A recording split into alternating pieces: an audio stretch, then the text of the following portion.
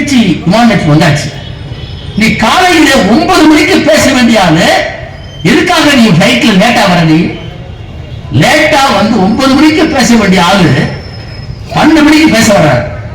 அது மட்டுமல்ல, சாயந்தரம் 7 மணிக்கு பேச வேண்டிய ஆளு மத்தியானமே வருவாச்சு அனௌன்ஸ் பண்றாங்க போறான். ரோடு ஷோல பேர்ல ஆயிரக்கணக்கான மக்கள் அப்படியே கூட்டமா போறான்.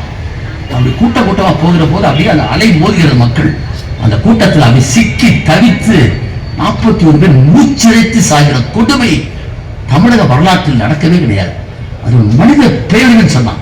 இந்த ஹியூமன் டிசாஸ்டர் வார்த்தை போடுறான் உலகத்துல. அப்பேற்பட்ட பேரிடர்களுக்கு நடக்கிற போது ஒண்ணு யாருமே கவனிக்க மாட்டேங்கிறாங்க. 1 கிலோமீட்டர் அந்த பக்கம் இருக்கிற விஜய் மட்டும் எப்படி அவர் வந்து அந்த மண்ணுவி புனிப்பம்பாளையம் அந்த பகுதி அந்த இடத்துக்கு ஃபேக்டரி அன்னைக்கு போயிருந்தாங்களாம். அந்த இடத்துல 1 கிலோமீட்டர் தூரம் மேடைக்கு எப்படி வந்த இது யாருமே பார்க்கல.